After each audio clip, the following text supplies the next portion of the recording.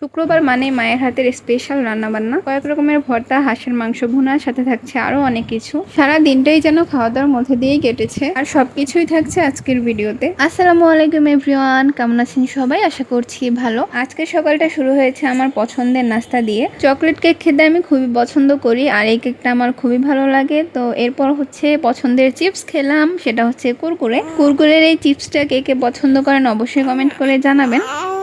আর এই যে আমি ভয়েস ওভার দিতে শুরু করলে দেখলেন তো আমাকে কোনোভাবেই কথা বলতে দিবে না, সেই আপনাদের সাথে কথা বলবে। আমার রাহা কিন্তু মাশাল্লাহ এখন অনেকটাই রেসপন্স করে, যেহেতু 4 মাস হয়ে গিয়েছে আলহামদুলিল্লাহ। তো এর জন্য হচ্ছে ওর পাশে যদি কথা বলি বা ও যদি ফোন দেখে, তাহলে মনে হয় যে ওর সাথে কেউ ভিডিও কলে কথা বলবে, কারণ ওর নানা নানু তারপর হচ্ছে অন্য বাকি মেম্বাররা যারা হচ্ছে দূরে থাকে, তারা সবাই ওর সাথে ভিডিও কলে কথা বলে। তাই ও আমাকে ফোনে কথা বলতে দেখলে মনে করে যে কারোর সাথে আমি কথা বলছি, ও কথা বলতে চায়। আপনারা সবাই কিন্তু প্লিজ আমার বাচ্চাটার জন্য মাশাল্লাহ বলে দিবেন। আম্মু হচ্ছে আজকে দুপুরে খাওয়ার জন্য বেশ কয়েকটা আইটেম করেছে, তার মধ্যে ছিল আমার পছন্দের চিকেন। তো আমি কিন্তু চিকেন লাভার, যারা আমার ভিডিও রেগুলার দেখেন তারা তো জানেনই। কয়েকটা ভর্তার আইটেমও করেছে। তো প্রথমে আলু ভর্তা খেলাম, তারপর ধনেপাতা ভর্তা খেলাম, তারপর নিয়েছি টমেটো সালাদ বা টমেটো ভর্তা যেটাই বলেন। এরপরে খেতে না চাইলেও আম্মুর জোড়াজড়িতে ছোট মাছ বা গুঁড়া মাছ ভুনাটা নিয়েছি। এমনিতে আমি ছোট মাছ ভুনা খাই, তবে আজকে যাচ্ছিলাম যে শুধুমাত্র চিকেন দিয়েই খেতে। তো এই তো তারপর নিয়ে নিলাম চিকেন। গরুর মাংস ভুনাও করেছে, তবে আমি কিন্তু সেটা নিইনি।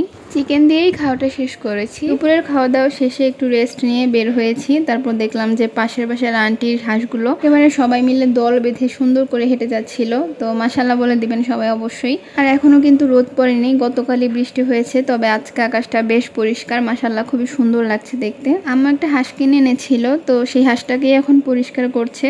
তো হাঁস পরিষ্কার করা কিন্তু আসলে অনেক বেশি ভেজাল, একটা সময় নিয়েই কিন্তু এই কাজটা করতে হয়। একটা কথা প্রচলিত আছে যে হাঁসের লোম ক্লিন করার সময় নাকি বেশি কথা বলতে হয় না, কথা বললে নাকি লোম বেড়ে যায়।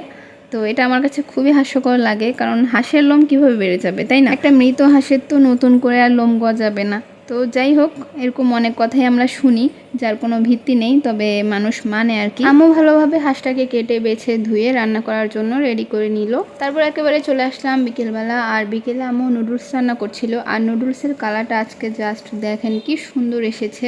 বেশিরভাগ সময় আম্মু চিকেন নুডলস রান্না করে, তবে আজকে সব রকমের সবজি আর ডিম দিয়ে নুডলস রান্না করেছে। আর আমরা সবাই কিন্তু নুডলস অনেক বেশি পছন্দ করি। আমার মনে হয় ঝাল খাবারের মধ্যে নুডলস অপছন্দ করে এমন মানুষ খুব কমই আছে। আজকে আম্মু রান্না করা নুডলসটা কিন্তু একদম রেস্টুরেন্ট ফিল, মানে এত বেশি মজা হয়েছে। কালারটা যেমন সুন্দর হয়েছে, নুডলসটা খেতেও অনেক বেশি মজা হয়েছে। এইদিকে আমি হচ্ছে প্রাণ চাটনি দিয়ে একটু নুডলসটা খেয়ে দেখলাম কেমন লাগে, একটু ভিন্নভাবে টেস্ট করলাম আর কি। আর আপনাদের ভাই মানে আমার হাজব্যান্ড, তার তো আবার নুডলসের সাথে পেঁয়াজ মরিচ কুচি ছাড়া চলেই না। আর আজকে তাকে এক্সট্রা শশাও কুচি করে দিয়েছি। নুডলসের সাথে কিন্তু শশা কুচিটা বেশ ভালোভাবেই যায়। তারপর সন্ধ্যার দিকে আম্মু আমাদেরকে চিপস ভেজে দিয়েছিল, দেন সবাই মিলে চিপস খেয়েছি। আর এই তো এখন আম্মু যে হাঁসের মাংস রান্না করেছিল সেটা দিয়ে ডিনার করছি। তো এই ছিল আমার আজকের ভিডিও। আশা করছি সবার ভালো লাগবে। ভিডিও ভালো লাগলে like comment share and subscribe করতে ভুলবেন না। Thanks for watching. আল্লাহ হাফেজ।